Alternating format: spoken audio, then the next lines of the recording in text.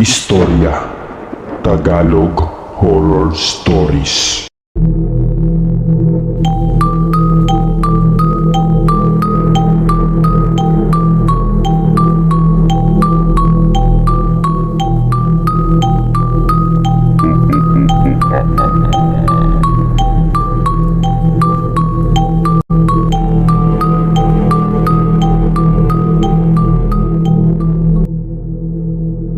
Naiyukom ni Aliyah ang mga kamay niya habang nakatingin sa dalawa upang pigilan ang sarili sa pwedeng gawin. Mabilis namang nalukot ang mukha ni Conrado habang nakatitig sa kanila ni Anjo. Iniwan nito si Maria at agad na humakbang palapit sa kanila bago siya hinila palayo mula sa binata. Tinanong ni Conrado kung bakit may kasama siyang lalaki. Mahigpit siyang hinawakan ni Conrado sa braso. Napalunok naman siya habang nakatitig ng matalim sa mga mata. Sabi ni Conrado, "Gabi na pero kung saan-saan ka pa nagpupunta." Napahiyaw sa sakit si Aliyah. Nadaing ito habang pilit na kumakawala sa pagkakahawak ni Conrado. Tinapunan naman ng tingin ni Conrado ang braso niya na hawak nito. Agad itong binitawan at hinawakan siya sa kamay. Sinabi ni Anjo na tinutulungan lang niya si Aliyah dahil kanina pa siya nito hinahanap. Pero nagalit si Conrado at sinabi na tumahimik ka, Anjo, at hindi ikaw ang kinakausap ko. Halos kalad ka rin niya si Aliyah pabalik sa kubong tinutuluyan nila. Pilit siyang kumakawala sa mahigpit na pagkakahawak ni Conrado sa kamay niya pero hindi niya magawa. Tuluyan siyang binitawan ng lalaki nang makapasok sila sa loob ng kubo. Kamuntikan pa siyang mawala ng balanse. Mabuti na lamang dahil malapit siya sa papag kaya marahas lamang siya na paupo rito. Nagtanong si Conrado kung bakit kasama niya si Anjo. Bakas din sa mukha nito ang galit na nararamdaman. Pasalampak nitong sinara ang pinto ng kubo bago lumapit sa kanya at lumuhod sa tabi niya. Hinawakan siya ni Conrado sa magkabilang balikat at matama na tinitigan. Tinatanong siyang pilit ni Conrado kung bakit sila magkasama ng lalaking si Anjo. Sumagot si Aliyah kay Conrado at ang sabi niya, "Kanina ka pa namin hinahanap pero abala ka pala sa babae mo." Natigilan naman si Conrado sa narinig. Mariin itong tinitigan ang naluluhang muka ni Aliyah. At sinabi ni Conrado kay Aliyah na nagpasama lang sa kanya si Maria. At sumagot naman si Aliyah kay Conrado na hindi siya kumain buong araw kakahintay sa kanya at nalaman pa niya na busy siya kay Maria. Tuluyang natigilan ang lalaki sa mga narinig. Mula sa namumulang mukha ni Aliyah ay nilingon nito ang mesa at nakita ang mga pagkaing iniwan kanina. Naroon pa rin iyon at halatang hindi nagalaw. Pagalit na tumayo si Aliyah at nagmarcha papasok sa loob ng silid. Mabigat ang dibdib na nagkulong siya sa loob ng silid. Itinapon ni Conrado sa nakabukas na pintuan ang upos na sigarilyo. Pangatlong sigarilyo na niya mula nang pumasok si Aliyah sa kwarto nito at hindi na muling lumabas. Gusto sana niyang kausapin ang dalaga pero alam niyang pareho pa rin silang mainit kaya umiwas na lamang muna siya. Hindi niya alam kung ano ang pumasok sa isip niya kanina. Pero nang makita niya si Aliyah na may kasamang ibang lalaki ay bigla na lamang nag-init ang kanyang ulo. Gusto niyang basagin ang mukha ng lalaking kasama nito. Mabuti na lamang dahil napigilan pa niya ang kanyang sarili. Muli siyang nagsindi ng sigarilyo at tumingin sa labas. Sa init ng ulo niya kanina, pati si Maria ay nawala sa isip niya. Ngayon naman ay nag-aalala siya para sa babae. Ni hindi man lang siya nakapagpaalam dito kanina. Mula sa kinauupuan ay nilingon niya ang kurtina sa pintuan ni Aliyah.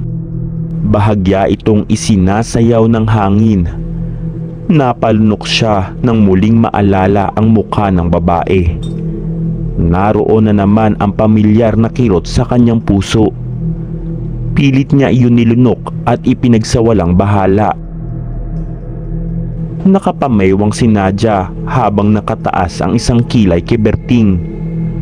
Pumunta ang lalaki sa tindahan ni Nadia upang mangutang ng alak. Pero sa halip, pinagmumura siya ni Nadia. Sinabihan ni Berting si Nadia kung ano ba ang kinalaman nila sa ginawa ni Soliman dahil hindi naman sila ang bumuntis kay Romana. Pero dinuro siya ni Nadia at mas lalong tumalim ang mga mata nito. Sinabihan siya ni Nadia na dahil sa pag-iinom nila Berting at Soliman ay nademonyo si Soliman na gawin iyon. Kaya pinaalis ni Nadia sa harap niya si Berting at baka mabato niya ito ng itak. Napakamot ng ulo si Berting at umalis na sa harap nila Nadia. Pinagtitinginan pa sila ng iilang mga kapitbahay nilang nasa labas pa rin ng bahay ng mga oras na iyon. Nagpunta si Berting sa pinakadulo ng baryo kung saan ang tindahan ni Aling Linda. Doon ay sinubukan niyang mangutang ng alak, pero nang maalala ang asawa niyang naiwan sa bahay habang nagbubunganga, pinili niyang manatili sa tindahan ni Linda upang doon na lang inumin ang alak. Tinanong siya ni Aling Linda kung hindi pa ba siya nadadala dahil sa nangyari sa kumpare niya at inom pa rin siya ng inom. Si Aling Linda ngayon ay kasalukuyang nagsasara ng tindahan dahil mag-aalas 12 na ng hating gabi. Nakaapat na bote rin si Berting pero wala pa siyang balak umuwi. Ayaw niyang marinig ang machine gun na bunganga ng kanyang asawa. Paano ay umalis ang pamilya Santiago na pinagtatrabahuhan nila ni Gado? Kaya naman nawalan siya ng trabaho din. Hanggang sa mga oras na iyon ay wala pa rin siyang nahahanap na ibang pwedeng pagkakitaan. Galit na galit ang asawa niya dahil may 3 pa silang anak na pinapaaral sa kabilang barangay. Nainis na sumagot si Berting kay Aling Linda dahil bakit daw ba pinakikialaman ang kanyang pag-inom dahil hindi naman alak ang pumatay kay Ramon. Napailing na lang si Aling Linda sa lalaki. Halos hindi ito makasalita ng tuwid dahil sa kalasingan, pero sige pa rin ito sa pag-inom.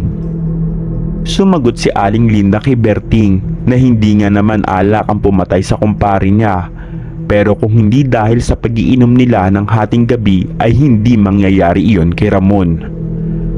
Muling nabuhay ang inis ni Berting sa kanyang asawa at sinabihan niya si Aling Linda na pare-pareho sila ng kanyang asawa na dada ng dada. Tumayo ito at dala ang alak sa isang kamay at nagsimula ng humakbang palayo sa tindahan ni Aling Linda. Napailing na lang ang babaeng si Linda habang hinahatid ang tingin ang pagewang-gewang na lalaki. Tahimik na sa buong baryo Crisostomo. Tanging ang mga kahol ng aso lamang ang maririnig sa paligid. Habang naglalakad ay patuloy na iniinom ni Berting ang natitirang alak sa hawak na bote. Nasa ganoon siyang akto na makarinig siya ng isang sitsit. Natigilan siya at lumingalinga sa paligid upang hanapin ang pinanggagalingan ng sumisitsit. Hindi kalayuan mula sa kinatatayuan niya ay makikita ang isang puno ng nara. Katabi ito ng daan papasok sa gubat. Sa tabi ng puno ay nakatayo ang isang babaeng nakaputi. Nanlaki ang mga mata niya nang akalaing white lady ito. Pero nang nilakihan niya ang mga mata ay sa kanya napagtanto na isa tong tao. Natawa siya bigla sa katangahan niya. "Oy Ineng, gabi na. Anong ginagawa mo riyan?" Wika ni Berting. Sinubukan lapitan ni Berting, ngunit humakbang palayo sa kanya ang babae at bigla siyang natawa sa ginawa ng babae. Sinabihan niya ang babae na huwag siyang gagalaw at lalapitan siya nito. Sinundan pa niya ng tawa ang kanyang sinabi. Binilisan nito lalo ang paghakbang palapit sa kinaroroonan ng babae. Nang tuluyang malapitan ang dalaga ay bigla itong natigilan. "Teka, parang kilala kita," wika ni Berting, sabay turo nito sa babaeng ilang di pa na lang ang layo mula sa kanya. "Tama, ikaw nga. Ikaw yung kasama ni Conrado kanina," wika ni Berting. Sumilay ang matamis ng ngiti mula sa mga labi ng babae. "Ikaw nga, dahil sa'yo nagtalo yung magkapatid, pati si Anjo na damay."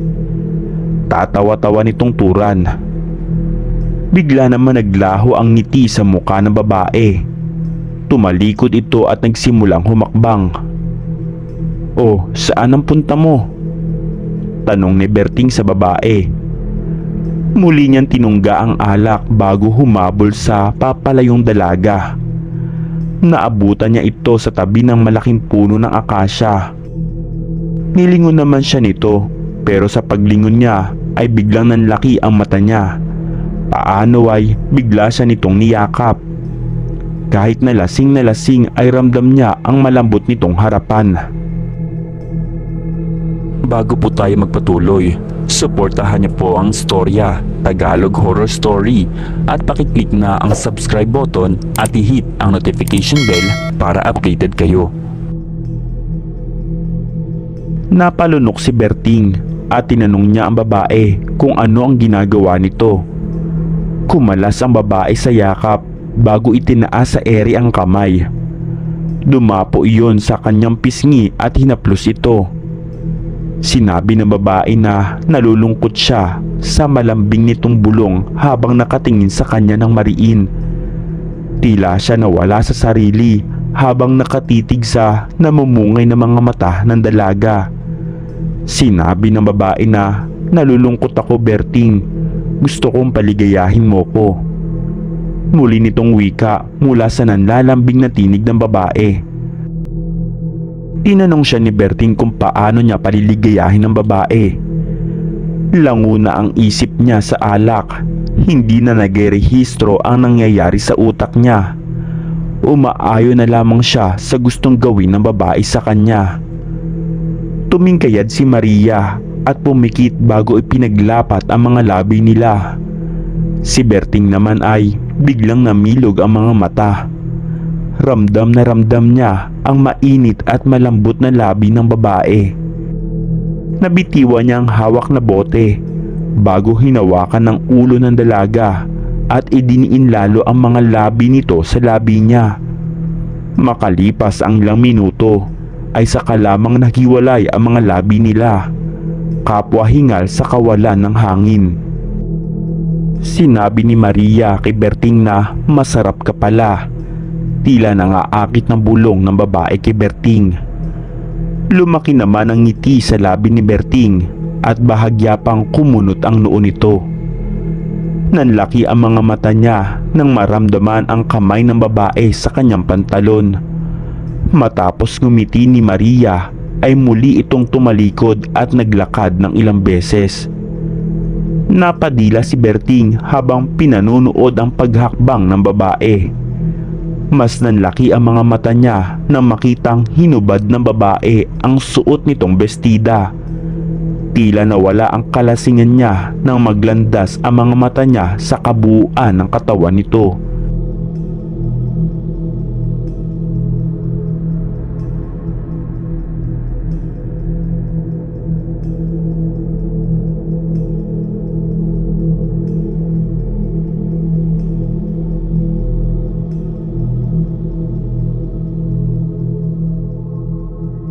Ilang beses siyang umubo ng dugo nang makita ang kamay na nakabaon sa kanyang dibdib.